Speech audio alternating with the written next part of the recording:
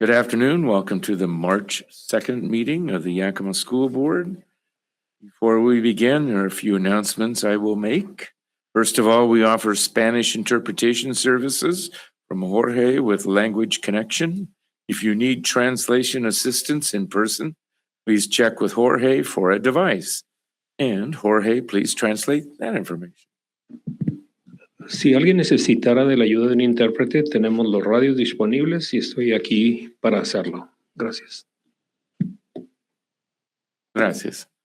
If you wish to make a public comment today, there are two options available for you. The first option is for commenting on agenda items only. And the second option, which comes toward the end of the meeting, is for all other topics.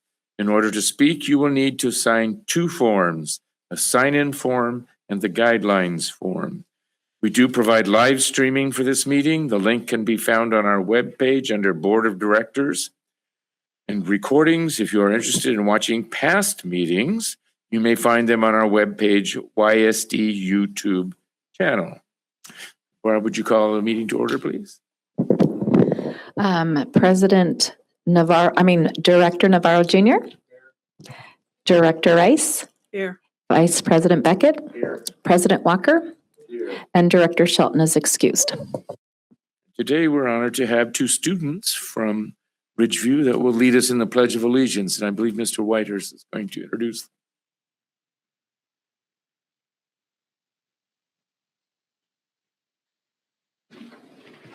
Yes, today we have Sharon Guzman and Sophia Perez to lead us in the Pledge of Allegiance and the character word of the month. Do I do it? Which one's first? So please rise. We're going to do the Pledge of Allegiance first. Okay. Come on, we do it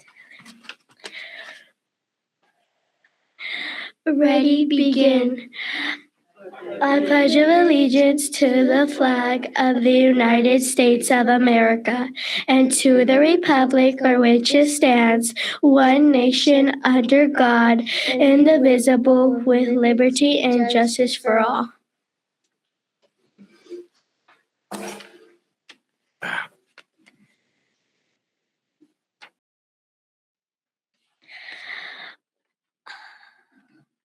March's word of the month, collaborative, promoting working together effectively to achieve common goals.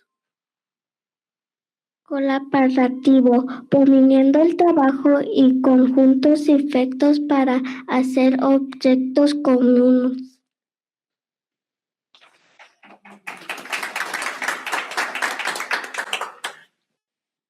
I'd like to thank you girls for helping us today. Do any members of the board like to ask any questions of our students? They've been primed that they might get a question or two. If not, would you mind just giving us your name and then maybe one or two things you really like about school or one or two things you're really looking forward to in the next couple years?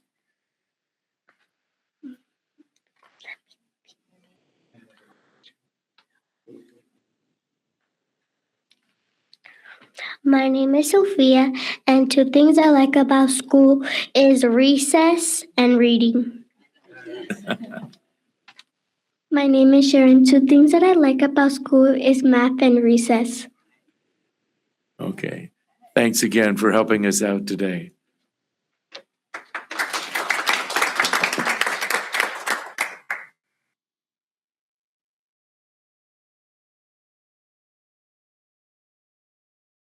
Today, the schools of the Yakima School District rest on the ancestral lands of the 14 confederated tribes and bands of the Yakima Nation. Hoy las escuelas del Distrito Escolar de Yakima descansan en las tierras ancestrales de las 14 tribus y bandas confederadas de la nación Yakima. The people of the Yakima Nation inhabited more than 12 million acres. La gente de la nación Yakima habitó más de 10 billones de acres. Across Adams, Benton, Chelan, Douglas, Franklin, Grant, Kittitas, Klickitat, and Yakima counties. En los condados de Adams, Benton, Chelan, Douglas, Grant, Franklin, Kittitas, Klickitat y Yakima. Today we honor those native peoples who are tied to the land through history, legends, and culture. Hoy honramos a estos pueblos originales que están vinculados en la tierra a través de historias, leyendas y culturas. We acknowledge the descendants who live in the world today. Reconocemos a sus descendientes que viven en el mundo de hoy.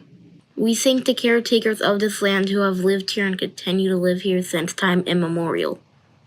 Agradezcamos a los guardianes de la tierra, quienes han vivido aquí y continúan viviendo aquí, desde tiempos inmemoriales. An acknowledgement is a simple, powerful way to show respect.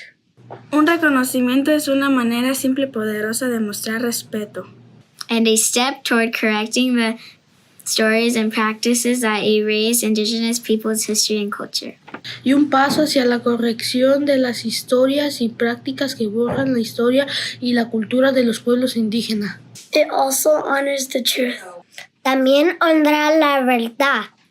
As a school district, we will continue to build upon our relations with the Yakima Nation. Como distrito escolar, continuaremos fortaleciendo nuestras relaciones con la nación Yakima. Thank you, students. Before we continue with the business part of our meeting, I'd like to take a moment to honor 4 former members of the Yakima School District. And their obituaries are attached in the board documents, but I'd like to tell you briefly a little bit about each one of them.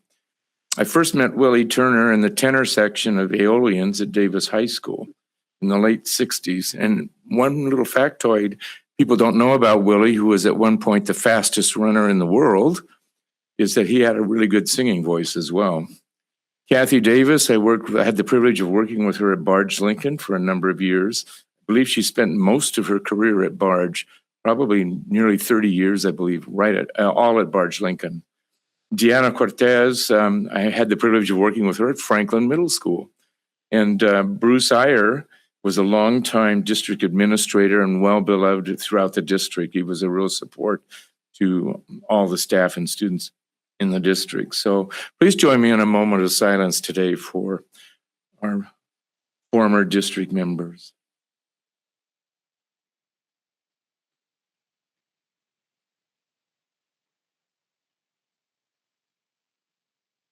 Thank you. They will be missed. Now today we're privileged to hear from Christopher Whitehurst, principal of right here at Ridgeview Elementary, and he's going to give us his site report.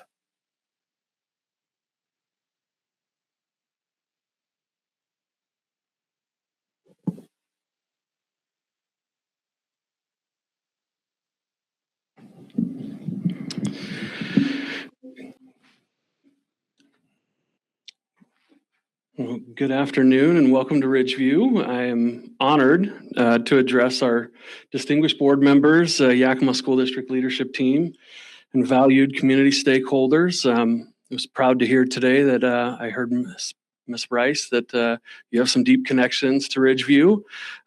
So welcome back, I guess. Not a welcome to, but a welcome back. I want to thank our 2 kiddos that came up and did the pledge, and that though quiet, they are part of our leadership team here at Ridgeview, and both very excellent students. I had one of their older siblings while I was a teacher at Lewis and Clark. Very great families in our community, so I want to thank them. But thank you guys for your time and continued investments in our students. Today, I'm pleased to present a comprehensive overview of Ridgeview's strategic initiatives and measurable outcomes over the past 2 years under my leadership. Our work has been firmly grounded in data-driven decision-making and aligned with the district's commitment to the professional learning community, or PLC framework. The next slide, Barb, please. Oh, I have the clicker. Sorry. Our mission is to ensure high levels of learning for all stakeholders, students, families, and the broader community. We are committed to creating an educational environment where every child has access to rigorous grade level instruction and equitable opportunities for success. Our vision statement, we envision a school where all students achieve at grade level or higher, supported by a collaborative staff culture centered on collaborative inquiry and action-oriented responses to student achievement data. Additionally, we strive to cultivate an inclusive environment where students, staff, and families feel welcome, cared for, and valued as essential members of our school community. Our core values, our work is guided by 4 fundamental values, being maintaining high expectations for all learners, focusing on the whole child, ensuring all children feel included and valued, and operating as a true community school that serves as a hub for family engagement and support. We have established 3 measurable goals to drive our improvement efforts. Today, we're going to focus on goal 3 that you see up there. Excuse me, and that is focusing on students with disabilities and increasing the percentage of students with disabilities demonstrating substantial growth to 45%.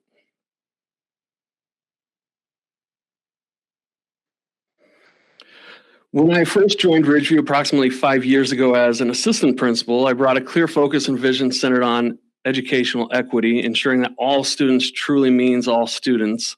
I'm fortunate to work alongside an exceptional team committed to this work. Our priority has been guaranteeing that every student, regardless of subgroup, designation, or background, receives the same high-quality educational experiences and opportunities. At the time I took over, the building was transitioning and adding more self-contained classrooms, and the need for more inclusive practices was evident. I'm a strong advocate for students needing to learn with and from their peers. During the first 2 years of my instructional leadership, I identified multiple opportunities to advance this equity agenda. I initiated this work using data from the Washington School Improvement Framework, you'll hear that referred to as WSIF, with particular attention to multilingual learners and students with disabilities. While we have achieved significant growth with multilingual learners, this success has allowed us to sharpen our focus on students with disabilities, where the greatest opportunity for improvement remains, as you'll see as we move forward.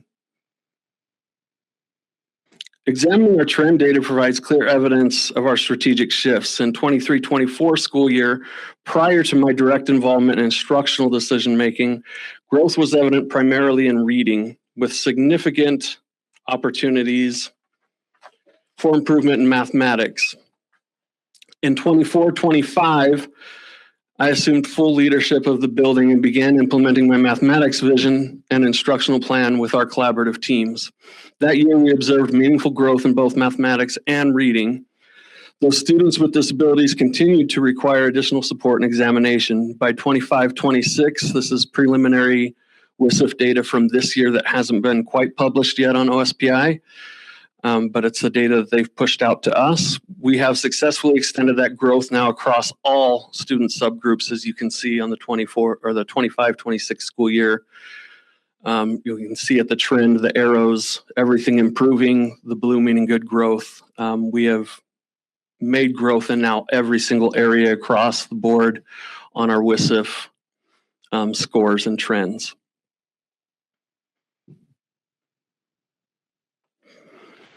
This year, the district's math end of unit common assessment reveals the impact of sustained coherent instruction practices. Our 5th grade data reflects students who have experienced my instructional model for only the past 2 years, following 4 years under a different approach. These students did not benefit from our current emphasis on targeted interventions, inclusionary practices, or our mature PLC process until they were in the 4th grade. In contrast, our 2nd grade cohort has spent nearly their entire educational experience within my instructional framework and model. The comparative data clearly demonstrates the compounding benefits of consistent equity-focused instruction from the earliest grades. So we can see the 5th grade being the bottom 2 graphs, all students on the left, students with disabilities on the right. We have some major holes. We are trying to address, and when I took over, we noticed those holes. Students with disabilities were being left behind. All students were struggling with math, but we saw a bigger hole with students with disabilities. With the programs and stuff that we've implemented, with including some inclusionary practices, some other things that I'll get into on some further slides, you can see in 2nd grade with students who have now been in our program and the things that we've changed, you can see that their graphs are almost identical with the practices that we now have in place.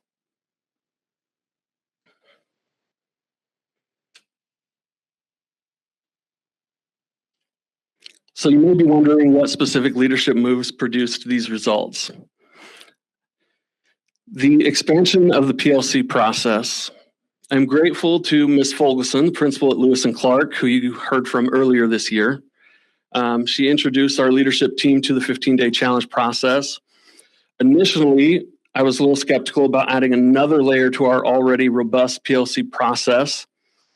However, after my instructional facilitator, Ms. Henson, and I presented this process to our staff, worked through it with them, the response that we received was overwhelmingly positive. Teachers reported that the structure enhanced accountability among team members, maintained instructional pacing, and provided clarity regarding learning progressions. I also advocated for increased implementation and utilization of smarter balanced practice items and interim assessments throughout the instructional year. The strategic move has aligned our daily instructional work with the rigor and depth of knowledge required by state assessments while simultaneously familiarizing students with assessments, formats, and question types. Importantly, this work extends to our self-contained classrooms, ensuring all students have access to grade level content and assessment practices. I redesigned our master schedule to facilitate the inclusion of self-contained teachers in grade level planning sessions aligned with their students' chronological age and developmental needs. At minimum, all students in self-contained settings participate in recess, lunch, and specialist classes alongside their general education peers. As students demonstrate readiness, they have opportunities to join intervention groups and other instructional blocks, creating a continuum of inclusive experiences. Looking ahead, as we move forward, I am committed to several strategic priorities. I will continue to pursue professional development opportunities focused on inclusionary practices and universal design for learning principles. Our instructional teams have already transitioned the PLC process to our language arts curriculum to replicate the success that we have seen in math into the reading curriculum. And most importantly, I am committed to stay ahead of the data. I expect our staff to enter every meeting fully informed, with no surprises regarding student performance. Every educator in our building should know precisely where their student is performing and should be actively working to accelerate growth. This is what it means when we say all means all. It's truly represented in practice. My expectation is to be surprised only by outcomes that exceed our projections, evidence that our collective efforts are creating transformational opportunities for every child at Ridgeview.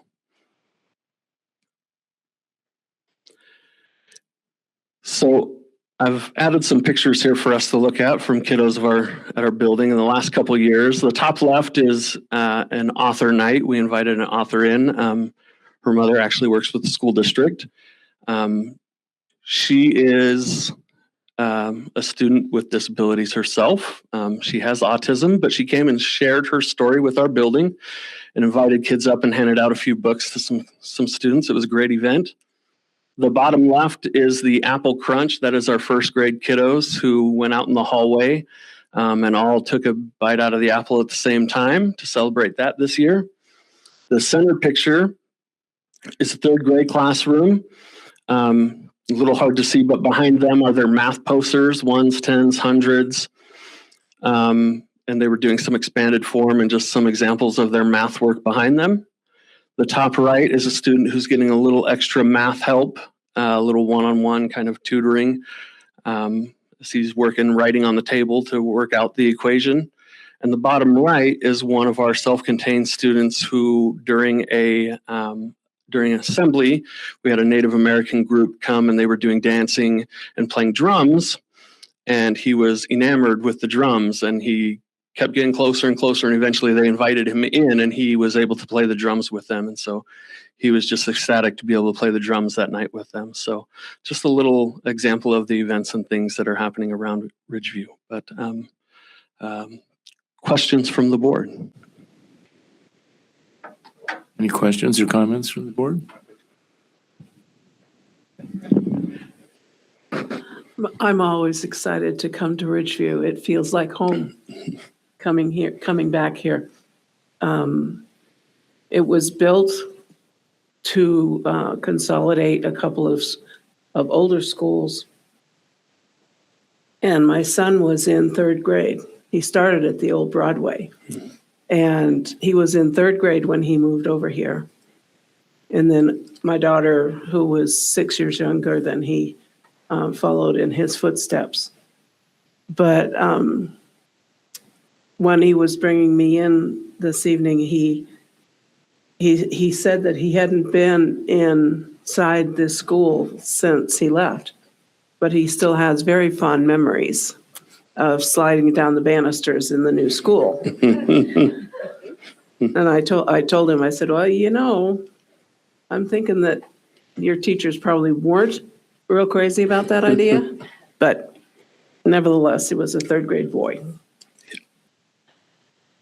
I want to congratulate you on the,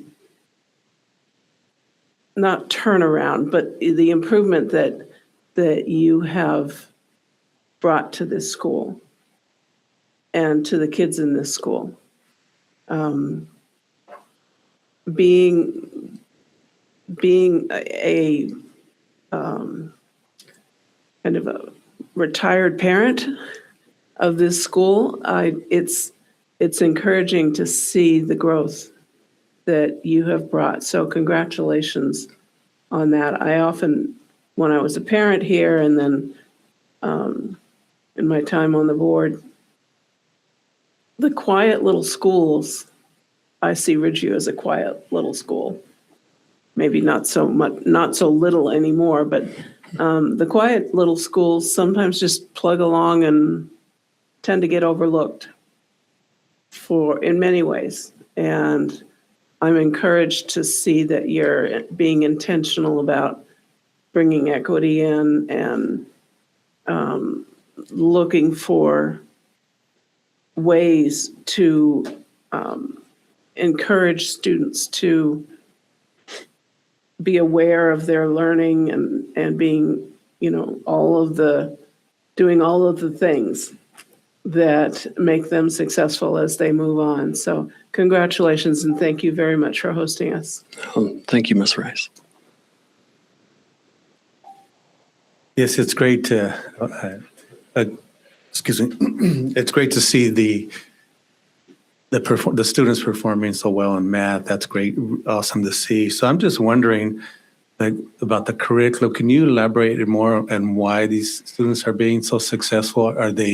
Are you using the district curriculum or using other supplemental models or? No, yeah, our push is to stick to what the district is providing. Sure. What was happening, I think, before is we did not dive into a lot of what the state offers and dive into what the state puts out as examples for here's what's going to be on the state assessments. And before, I don't think a lot of those materials were being used. Mm-hmm.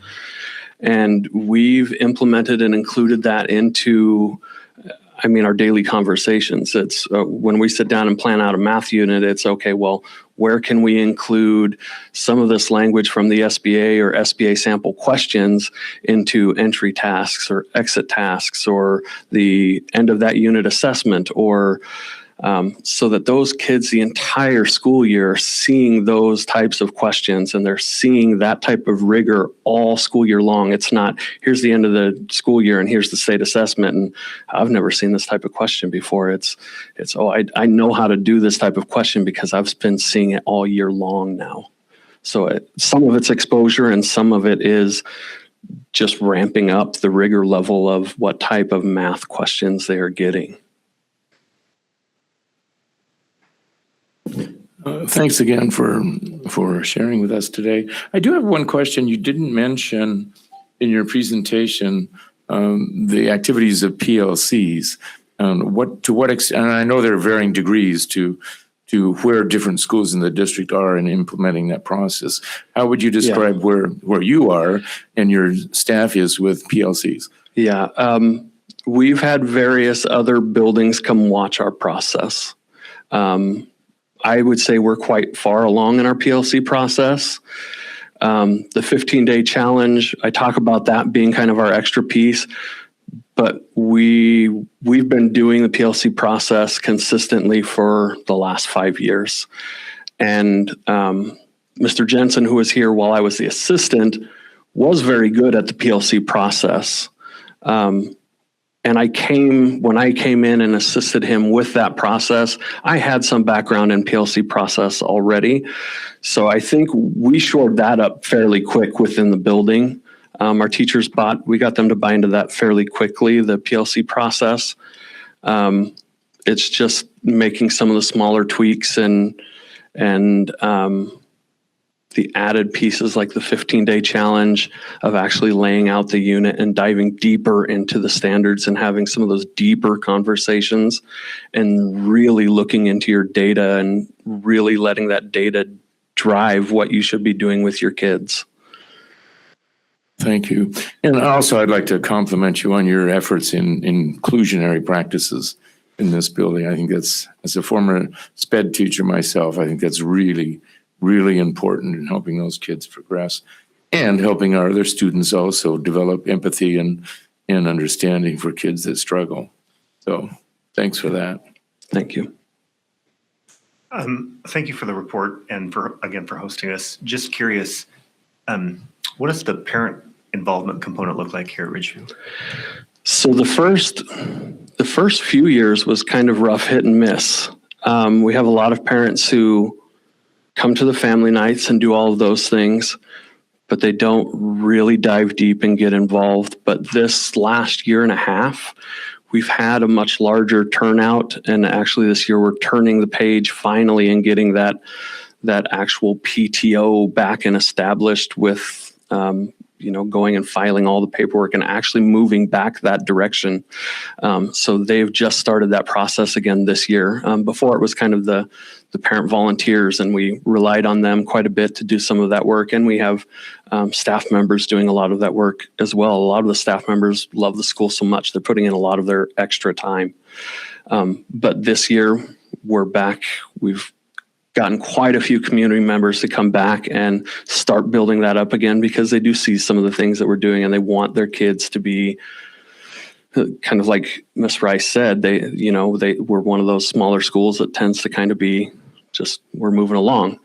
You don't see us in the paper. You don't see us in all the different little things here and there, but they know we're a community school and they try to build that.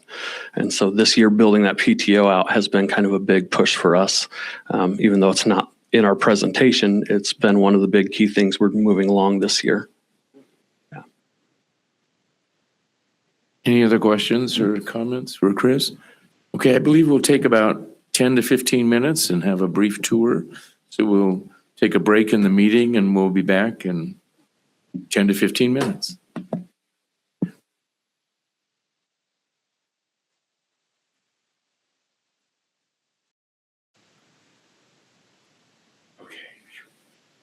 Good? Go, let's go. All right. So School Board President Walker, Deputy Superintendent Larson, and esteemed members of the Yakima School Board, good afternoon. Today we'll be sharing with you one of the most compelling opportunities we offer the Yakima School District students, and it's our Yakima dual credit opportunities. These courses and programs allow students the opportunity to earn both high school and college credit while advancing towards graduation, thus saving time, saving tuition money, and while earning and building confidence for their next step, the student's next step after graduation. This diagram highlights our steady improvement for the Yakima School District four-year graduation rate, where during the 24-25 school year, our students had a four-year graduation rate of 83.4%, seen there in the upper, representing a 1.7 percentage point increase over the past 3 years. These aren't just numbers, though, on the slide. These represent real students and real futures. The steady progress reflects our commitment to ensuring students graduate college and career ready, not just the diploma in hand. And I wanted to point this out because this connects directly to our Yakima School District Strategic Plan Goal number 5, graduation and beyond. But one thing down there in the bottom with 51% of students, please note that during the 24-25 school year, 51% of all high school students completed at least one dual credit course. Think about that. More than half of our Yakima School District students are earning college credit while in high school, saving again that time and that money. And then when we look at this, I want to accredit that to our high school administration. They are actively working to make dual credit accessible and supportive for all students, regardless of their background, regardless of the neighborhood or circumstances or prior academic experience. Running Start. Director Navarro, I know this is your favorite one. Running Start participation, as you can see, has grown 56% from 2019 to 2024, demonstrating strong student interest with our partners in town, Yakima Valley College. This program allows eligible juniors and seniors to take college classes on the YVC campus, earning both their high school and college credit simultaneously. The students' coursework counts towards their high school graduation requirements, but also goes towards that 90 credit Associate of Arts degree that YVC offers. As of December, we had 224 students enrolled from Davis, Eisenhower, and then right now we actually have 5 from Yakima Online. So our numbers from Yakima Online are increasing for that Running Start opportunity at YVC. CTE dual credit. Career technical education has grown 55% participation in 2018, as you can see, to 78% in 2024, making it the fastest growing dual credit program. Plus, you have a strong team that focuses on this. So we're trying to do our job as see fit on behalf of the district and for students. But what you're seeing when you look at this diagram is you're seeing the numbers are based on each graduation requirement cohort year. This is the percentage of students for the specific graduation year that took a CTE dual credit course. Last year, 161 Yakima School District students earned 967 credits at YVC. CTE dual credit operates through articulation agreements between the Yakima School District and Yakima Valley College. And students enroll in our high school career technical education courses, or CTE courses, taught by district faculty who meet the college credentialing requirements. Uniquely with this, it's related to both the high school and the college in their high demand career fields such as healthcare, construction, automotive tech, culinary arts, and information technology. Graduates are earning dual credentials, transferable college credit, in this case to YVC, but also industry recognized certifications that are valued by employers. That's our dual credit. College in the high school dual credit. This college in the high school diagram is cohort-based data and tracks graduating class, showing the percentage of students who complete at least one college in the high school course during their high school career. As you can see, college in the high school programming has experienced tremendous expansion in participation, which has increased from 4% in 2019 to 18% in 2024. This represents about a 350% growth. And we're looking because of student access with that, because it's offered right in our high schools. The college and high school model delivers college courses on our high school campuses, reducing those barriers that often exist trying to get off campus for college credits. And they're taught by our district teachers credentialed as college instructors. And so with the college and high school, now students are able to complete their college general education requirements, including English, math, even the social sciences, right on our high school campuses. In this slide, you can see that Davis High School has achieved a 250% growth in college and high school offerings, expanding from 2 courses in 2019 to 7 courses in 24-25. We've, Principal Hasty and her staff have added more courses on for this year, for the 25-26 school year. In addition, as you can see, Eisenhower High School has seen a 500% increase from 3 courses in 2019 to 18 courses in 2024-2025. And again, a few additional courses that we're adding on this year. Again, this expansion represents a transformational shift in how we're preparing students for post-secondary success, increasing equity for all students, and increasing access through removing barriers. And that's the important piece. Again, all students. Advanced placement. So at Eisenhower School, advanced placement remains a cornerstone of college preparation at Eisenhower High School, with enrollment growing by 4 percentage points. This growth reflects sustained student commitment to rigorous college-level coursework. AP courses, I wanted to remind you that what the AP courses are nationally standardized curriculum and culminate by taking a college board exam in the subject area. Students scoring 3 or higher typically earn the college credit at universities nationwide, allowing them to bypass introductory college courses and save on the tuition costs. Scores out of 5. So they have to score at least a 3 out of the 5 on an AP exam. On this slide, you're going to see that we've combined students that have taken college in the high school course and an advanced placement course. And this illustrates the combined power of college in the high school and advanced placement courses for students on the Eisenhower campus, demonstrating that students have multiple pathways to earn college credit. Many students participate in both the AP, the advanced placement, and the college and the high school programs to maximize their college credit opportunities.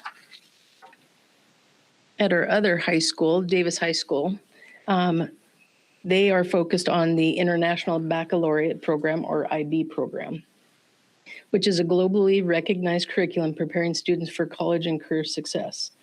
In 2024, as you can see on this chart, 40% of Davis students, approximately 540 students, enrolled in at least one IB course. IB requires critical thinking, extensive writing, and long-term research projects that mirror college expectations and develop essential analytical and time management skills. Students earn college credit by scoring a 4 or higher out of 7 on an end-of-course IB exam. And then we put on this slide, we wanted to show you the opportunities again with college in the high school in the International Baccalaureate Program, the IB, and what is offered at Davis. And again, opening and keeping and ensuring options for Davis students. So whether students are pursuing a full IB diploma, taking individual IB courses, or combining IB with college and high school courses, students can build college transcripts that reflect unique goals and interests of the students. That makes it nice. And then the last slide we wanted to show you tonight is our Arizona State AA in the high school opportunity. In 2022, the Yakima School District launched an ambitious partnership with Arizona State University that gave Davis and Eisenhower students an extraordinary opportunity to actually earn a complete Associate of Arts AA degree from Arizona State while finishing high school. From 2022 to now, spring 2026, we have 51 students, 13 from Davis and 38 from Eisenhower High School, that are on track to complete all required Yakima School District graduation requirements and ASU degree coursework to graduate with a high school diploma and a 2-year college associate's degree from Arizona State. Saving again time on, or saving about 2 years of tuition costs so that they can either go to a 2-year or a 4-year college or earn the workforce with an already earned credential. Bonnie, I believe Any the questions? Arizona State program ends after this cohort graduates. Yep, so we are sunsetting after this year. The opportunities in Washington have opened up for us to be able to obtain the college and the high school right in our schools. Thank you. Yep. What post-secondary schools are we working with now in Washington? Right now, for college and the high school opportunities, Martha, we're working with Clover Park Technical College that actually have 4-year degree opportunities in place, Central Washington University and Eastern Washington University. Some of our needs that we've looked at, we've talked to Superintendent Green, allowed us to work with UW, but they've got a moratorium on a lot of courses. And we're working with UW and Tim Statler to talk to them. That's for the west side. They have a lot of course opportunities that Central and Eastern don't have that we might need on the east side of the state. but those are the courses or the colleges we're working with at this time. Thank you. We are on a limitless grant with Central Washington University. So you see our big numbers coming in with Central Washington University. The Gates grant allows us to do some unique opportunities or trial and new avenues to work with Central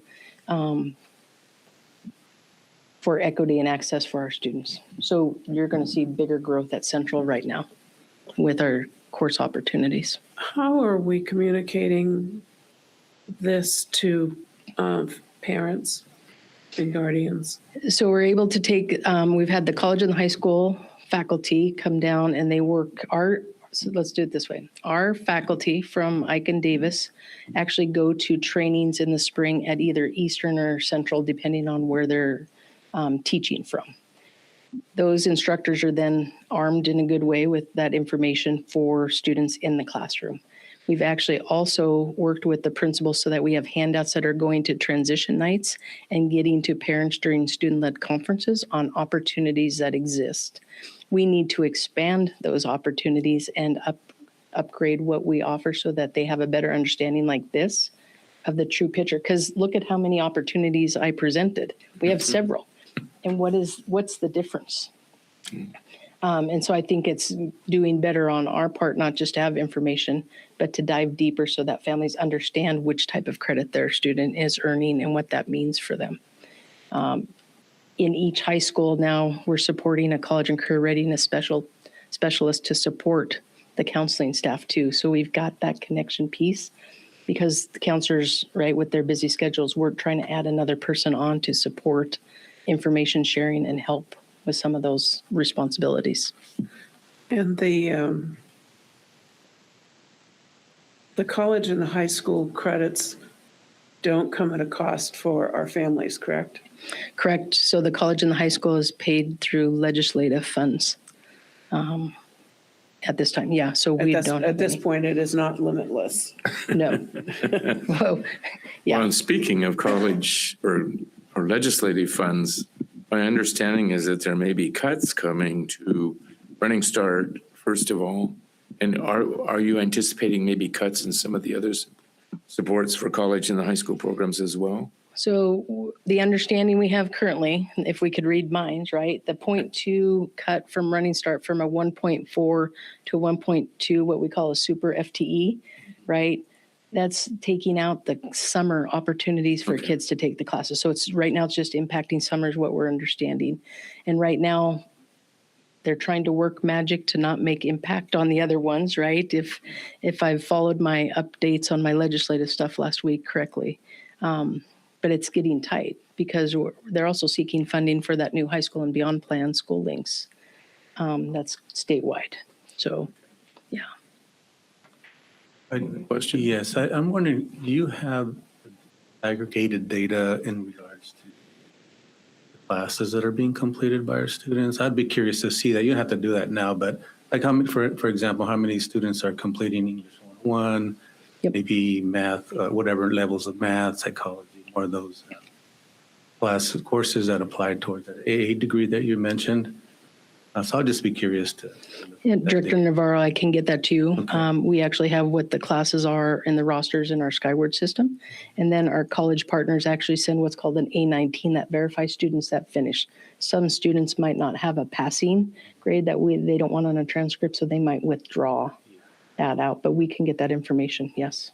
And then I think I've shared this before, but with regards to Running Start students, sure, they complete the associate's degree, but some of them have to continue working on their associate's degree after they graduate high school if they're not targeting that degree towards their pathway, their career, right? So if they complete just what we call more of a general associate's degree, associate in arts degree, and they plan to go into business or any other STEM-related field, engineering and so forth, they'll have to come back and complete a lot more courses, right, when they already have their associate's degree. So I'm just wondering, how can we help those students get more directed on that correct pathway so they're not having to come back after they graduate? We worked with Hillary at YVC that's in charge of the Running Start program. And part of the work is we're taking the courses that we offer for the Yakima School District that count for both dual credit for the college and for the high school graduation requirements. What we're actually doing is we're actually making sure that it's meeting the general ed requirements, but that this YVC has been pointed in asking kids what they want to do and go into. And so we're actually seeing them place students in what YVC calls those vocational classes. So those kids are getting experiences into what they want to go into. The example I just saw come across my desk last week was vet science. Right? We don't have vet science. We have egg programs that start along, or human anatomy and biology. But the vet science are classes that are taking because that's the avenues that are starting to go towards. So they're actually getting those in some of their elective courses for Running Start. So we are doing better at that. I noticed that when I speak to students that transfer college level, AP, whatever courses from the high schools, sometimes disappointed because they can only count 10 credits of a lot of those courses they completed in high school, and they go towards a certain part of the associate's degree, so they can't count a lot of those classes. So I'm just wondering how we could get them more focused on to align with some of those. To align with. No wonder it sounded kind of quiet. Align with the associate's degree requirements, like social sciences, so forth, rather than just having to count those under general electives, which is very limited. So they have all these courses that they've taken at high school or college level, but they can't. I'm just wondering how, so just I'm just putting a bug in your ear to kind of think about that. Mm-hmm. The one encouraging that we have seen in Chad Quisnell, the college and career specialist from Eisenhower High School, is here. One of the promising practices that we're seeing is the colleges are actually talking, and they have a transfer book. So now we know what counts at the U, at Eastern, even that will transfer to PLU or even go into YVC. And so I think if we start utilizing that more, so we make sure what those kids are taking in the high school for those dual credit opportunities, like you had said, they could see then where it goes. I'm wondering though, right? It makes me think how do we get all that information to students so that they can take something with them to say, here's what I have, and I know it counts for this at your college, because my specialists in the high schools have walked that through with me. I wish we were there, right? Yeah. We're excited to grow, but these are things we need to think about. If they just send their transcripts from the high school to YBC, they'll evaluate them and they'll show up in counts. So. Yeah. And then President Walker, there is some talk in Olympia about eliminating one community college in Washington. Wow. That would have some. Eliminating the whole. A whole college. Oh my gosh. Yes. Can you imagine YBC being gone? I doubt if it would be. They're having discussions, which can be dangerous in Olympia. Well, I know, but I doubt it would be YVC. But no, but you never know. And apparently, I just met with a senior administrator in YVC. They're in actually pretty good shape compared to a lot of other community colleges. That's a good thing for our community, because I know we just lost our nursing program from Wazoo, pulled out the nursing. Oh, yeah, I noticed that. Yeah, the nursing program from the Valley. So, but the good thing is they are, financially speaking, the community colleges, they're in better shape. Enrollment's increasing significantly. Interesting times. Any other questions or comments for Bonnie? And I will get that information too. I have a couple of questions. Yeah. You may not have this at the tips of your fingers. I'm curious. I know that IB kids can take partial IB, or they can take the full IB diploma. Right. Which, do you happen to know how many kids are receiving the full IB diploma? I can get that for you. Yeah, I We can didn't pull expect you to that have from- yeah. that right now, because that gives them a junior placement in college in most colleges. So that's very beneficial. The other one was, I don't know if we ever stated it publicly, but I've seen a statistic, and you and Jake can maybe clarify for me, that we've saved parents in this community about $3.5 million in tuition costs So far, is that accurate? We can recalculate that because with the growth, we did present that last year at Yeah, I thought the so. retreat, but we can get current numbers. I think that would be good information to Okay. get to our public as we Okay, yeah. approach bonds and levies. President Walker, though, I just have to follow up on what you just said about going in as a junior, which is a good thing, but I think what's more important is having those right courses or prerequisites, right, to go into whatever major that they want to go into, rather than transferring out of high school to WSU and wanting to go into engineering, but they're spending 2 years there taking care of the math and the physics and so forth. So to me, it's more the prerequisites and focusing on those and being prepared and ready to. But the full IB diploma does give them because it's prescripted by the IB. Yeah. So it is a pretty rounded program. They're going to have tons of math, science, theory of knowledge, and all kinds of things. So it does leave them pretty well prepared. Oh, yeah, it does. For their junior year.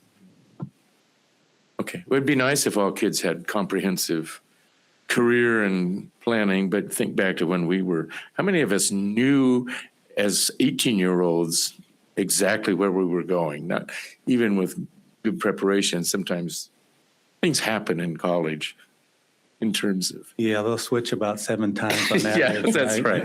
Their careers. But that's part of college too. Yeah. That's part of, The liberal arts, right? it opens their horizons to things you might not have considered before that.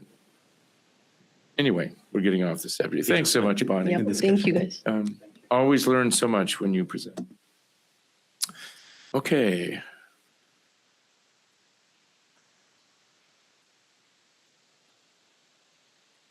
We have now arrived at members of the board updates. Do we have anything from members of the board?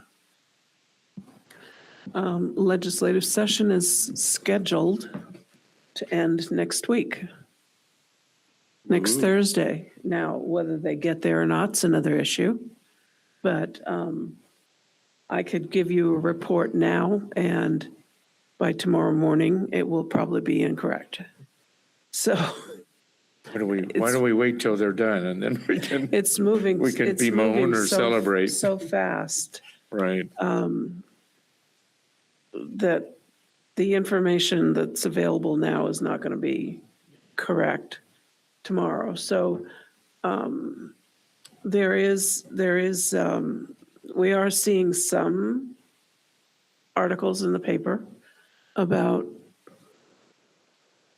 things that are moving through, and like the running start issue and financial issues, and legislators that land on one school doing something, and then all of a sudden all 295 school districts need to comply. Right. One of those kind of ones. Yeah, so it's fast and furious.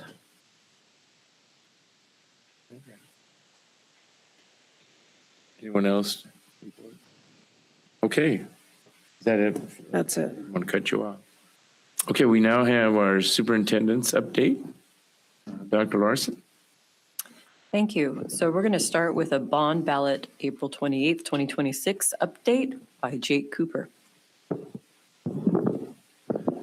Hello, everybody.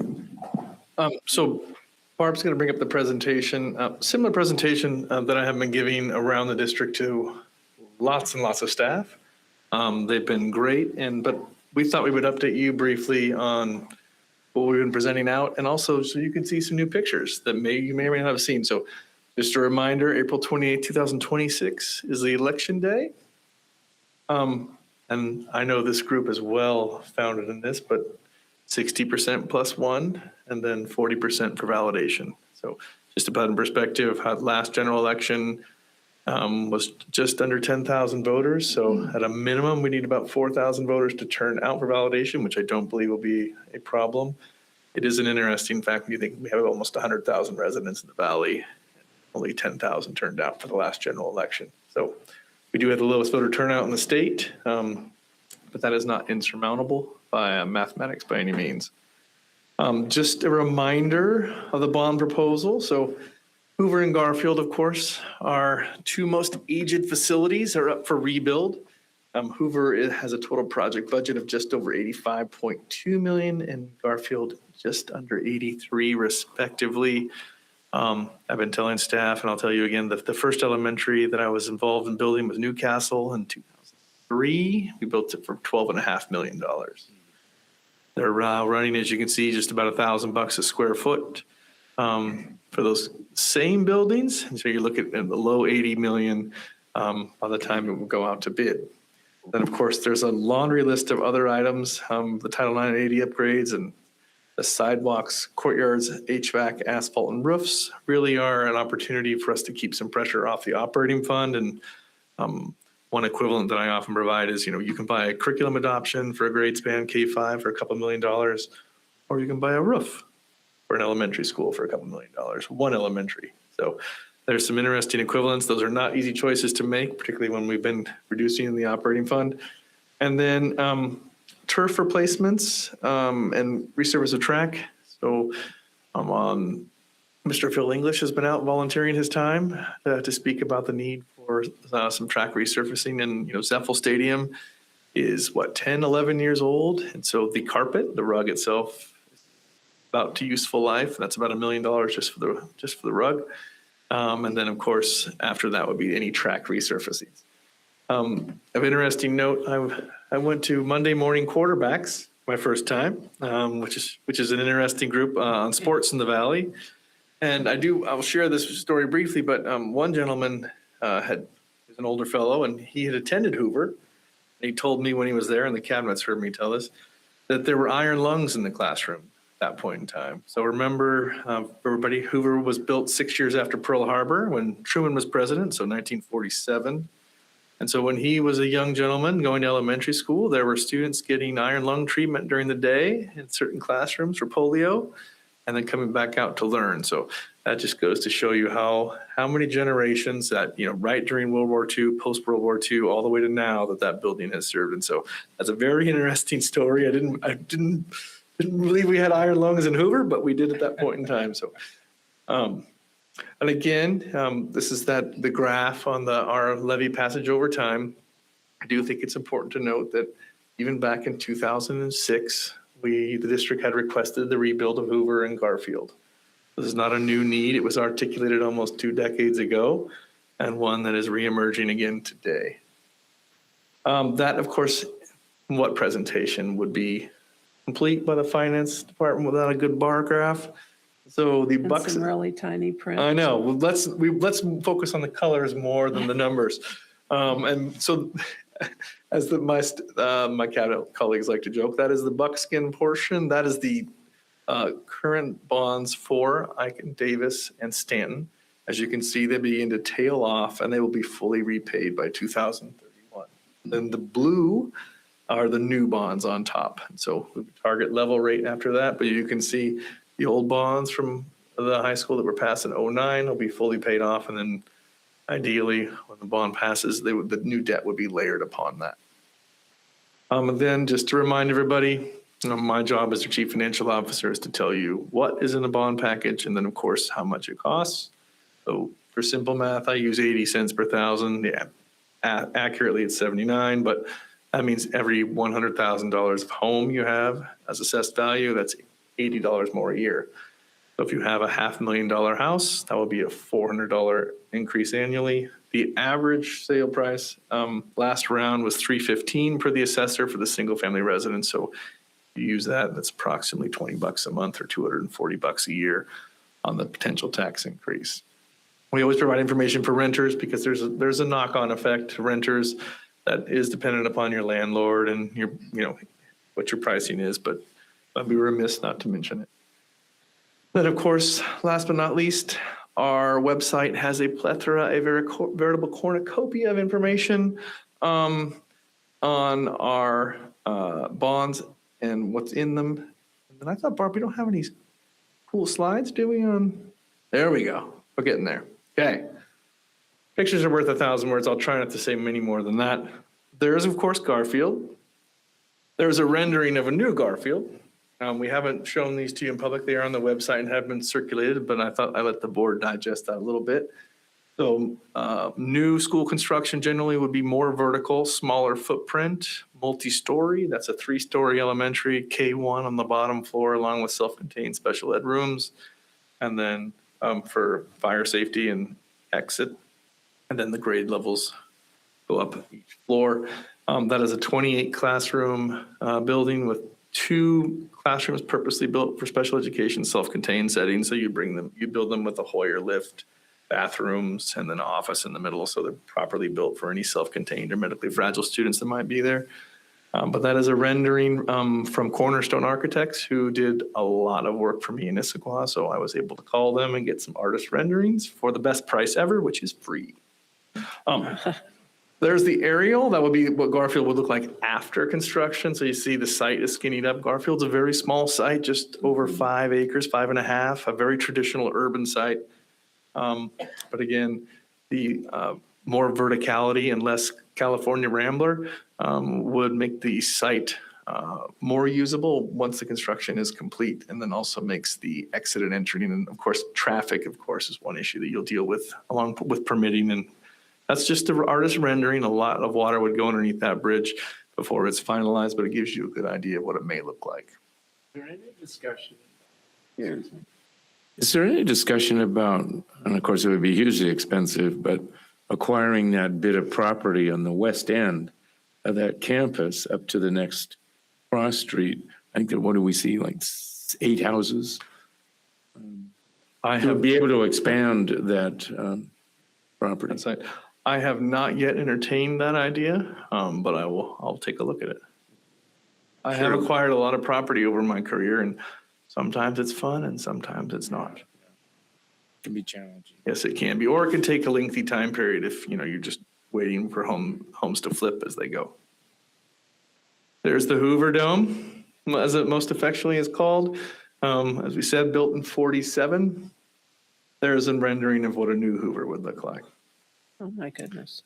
32 classrooms. A little over, as I said, the budget's about 85 million, so around 85,000 square feet in total. As you can see, vertical. Multi-story construction allows us to, it's cheaper in one regard, and then we also work on the envelope. So the least amount of articulation or angles. That is one conversation you often have with architects is they start with glass and they love curves. I'm a simple man. I like right angles, clean envelope, durable materials. And so we did mock that up based on some previous designs that I was part of.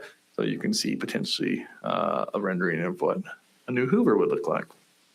Hoovers are rather standard size. I would say what you would expect in a more suburban school site, usually 8 to 10 acres on an elementary. I think Hoover's right close to 10 and a half in gross. So that site allows, obviously you can see lots of beautiful space once the building is constructed, would give us several options for both parent and bus drop off. And so see the site would be utilized. And then Hoover is big enough you could build on site and do flip flop construction because we would build in the vacant play area and then flip flop the parking lots over. And then, of course, part of the bond that I didn't go into detail at the very start. My mistake, is the playgrounds. So we spend about $100,000 a year on rock chips and rocks and wood chips to fill our bins up. The $14.5 million would allow for new playgrounds at all the elementary schools, including fall matting, and which would allow for ADA access, which we have limitations on.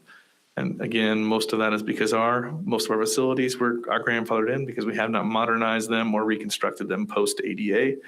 And so this would give us an opportunity to improve access and prevent all kinds of sprains and breaks. And it's great for fall safety. The our matting is good for kids to bounce off of in a good way, better than rocks and wood. But there's just another rendering of a potential big toy throughout. And that's by Northwest Playground, who does a huge amount of playground work around the state of Washington and has been a longtime customer of mine in a prior district. And then wrapping it up, As I said, the cornucopia and veritable potpourri of information is available on our website if you have any further questions. Anything for me to answer?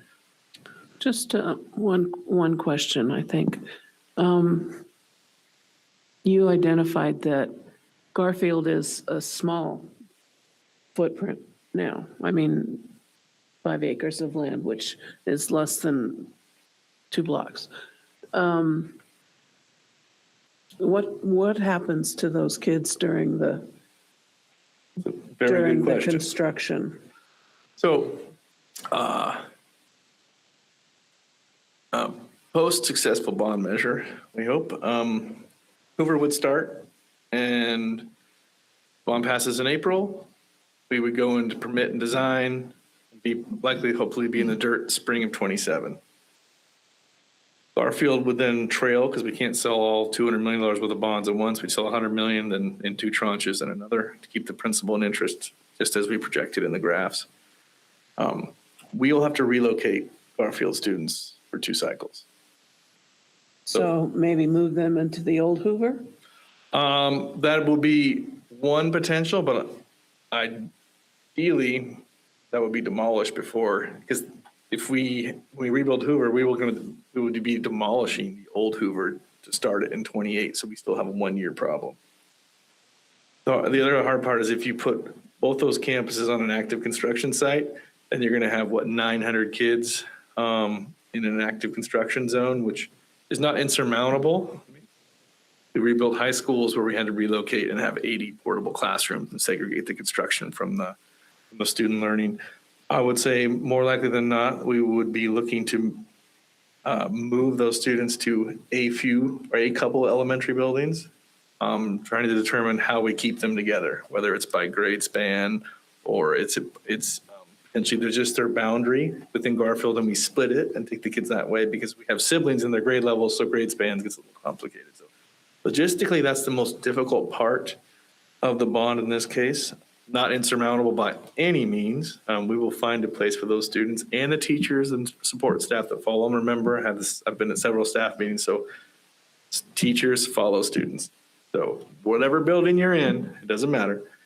You're going to follow. If we have 20 kindergartners that need a teacher, we need a teacher, no matter where it's located. So there are several options and permutations. Bonds is successful, we will need to redraw boundaries. We've talked about K-8. They're very stale. About half the kids that go to each school don't reside in the neighborhood catchment as they would. Nobody can remember when we did boundaries last. So it'd be a good opportunity to redraw catchment areas and make them clean. And then, part of that will be how much capacity do we have in New Hoover, New Garfield, and then what's remaining across all the rest of the elementary schools. So it is a fun process, kind of. But again, my goal will be to be transparent and then be very chronological how we calendar it out. So people know when they're going to return back to their home school based on their geography. But again, similar to any major construction project, we've all potentially been part of remodels or rebuilds. There is sometimes some inconvenience to get to that big new building, but I would love that opportunity.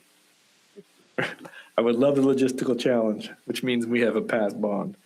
And so in that regard, we will, of course, put more flesh on that bone as we move closer, but those logistical issues are something we can easily accommodate, and we just have to communicate in advance and be clear to families about and teachers and staff about what's going to happen to them and their students during that time period. But I do have some comments here.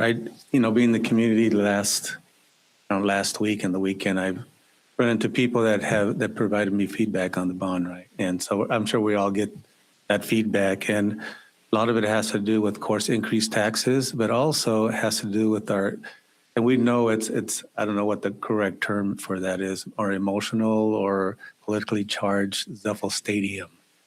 And being a big sports town that we are, a lot of people support that, but other people are saying, well, do we really need to replace and and renew the surface and so forth, and at that cost. So I'm getting a lot of feedback from that. And then also suggestions, right? They're saying, why can we limit the use if it does pass and it is resurfaced and so forth? And the district limit the use of those facilities to just games and events, and keep practices off of those facilities. So I just wanted to share that feedback that I'm currently receiving. I don't know if it's a deal breaker or not. For some people, it can be, just because we're such a big sports town. So just wanted to share And those comments. I think you're right. There are pros and cons when you have items related to sports on a capital measure. I have generally found it to be more positive than negative over my career because the district so I came from a district that unfortunately made a decision in the 70s to have a stadium in every school. So we had 3 stadiums. We have 1 stadium here.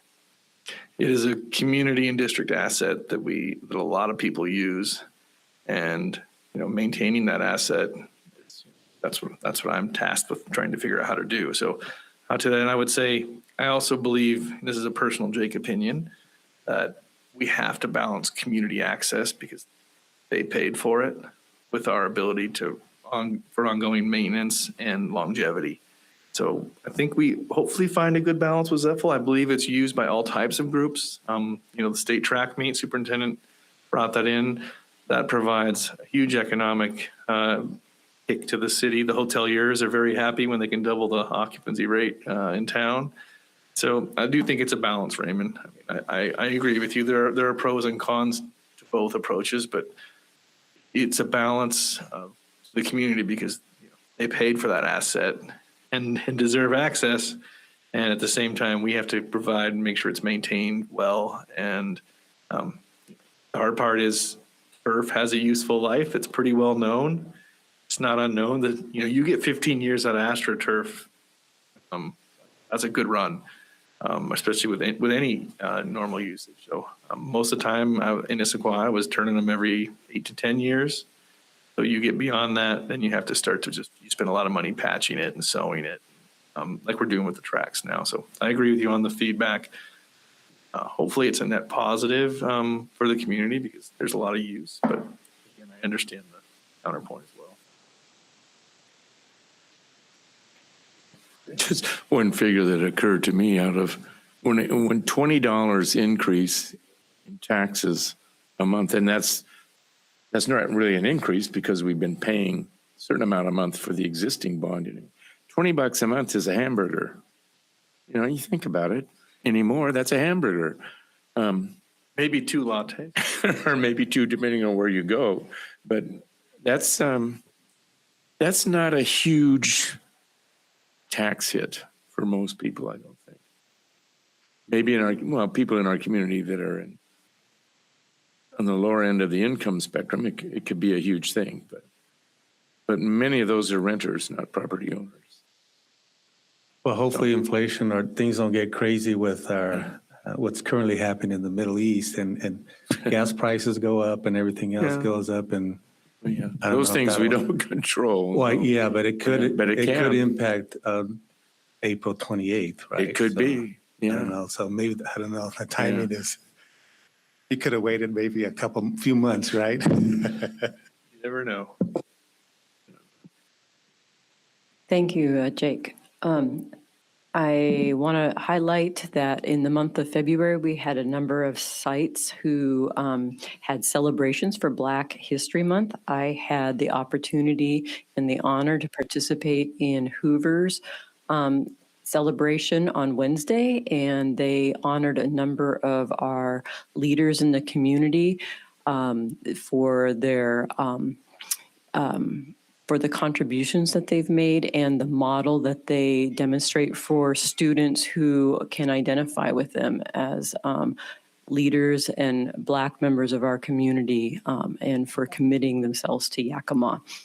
Also, in the coming week, beginning March 9th, is Education Support Professionals Week, the 9th through the 13th, and just want to highlight that as it's coming up.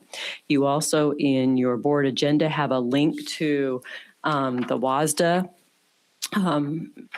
pamphlet publication, and that on page 23, it does highlight Yakima's Recipe for Success, Student Voice, Board Efficiency, and Strategic Focus. And at the time, Board President Beckett was interviewed and contributed to this article, so that if you haven't had a chance to read through that yet, I would encourage you to do so. 4-year calendars, graduation dates. We did have a slight change in that on June 4th, Stanton Academy and Open Doors will hold their graduation earlier than previously scheduled at 5:30, and then June 4th at 7 o'clock, Yakima Online. So that's a change of date from the previous schedule. And then June 8th will be Davis High School as scheduled at 7 p.m., June 9th at 7 p.m., Eisenhower High School. And just a reminder that all graduations are ticketed events. Thank you.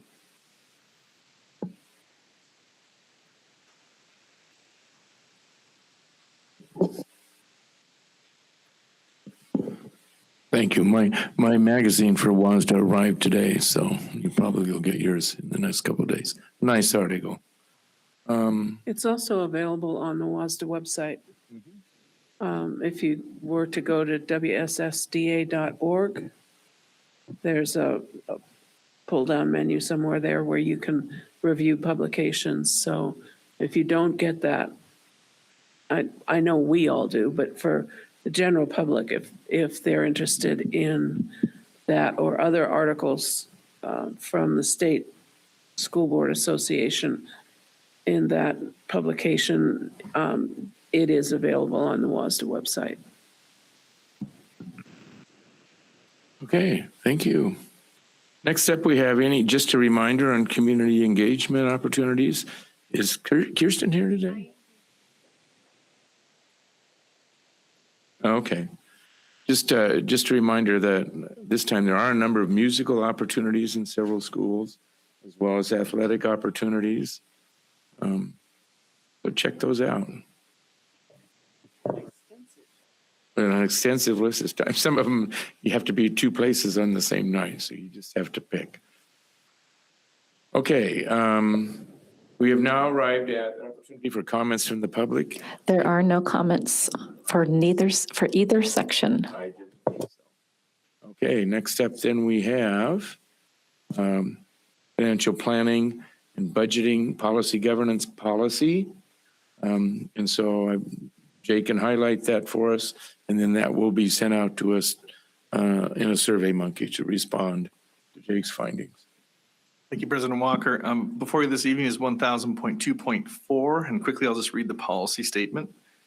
Financial planning for any fiscal year or the remaining part of any fiscal year will not deviate materially from the Board of Directors' ends/goals priorities, risk fiscal jeopardy, or fail to be derived from multi-year considerations.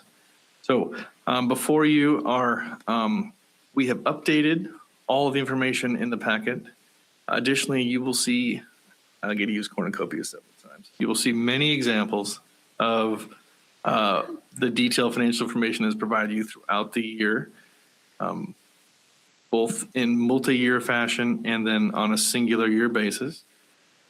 I would recommend, obviously, superintendent is in compliance with 1000.2.4, and I would be happy to answer any questions. Thanks. And Barb, I believe that the Survey Monkey will be due back when? We're going to ask for it back by March 11th for the March 17th meeting. Okay, thank you. Any questions for Jake on that? Okay. We do have a need for executive session this evening. I believe it will be about an hour. And we will move to room 159 for executive session. Do I hear?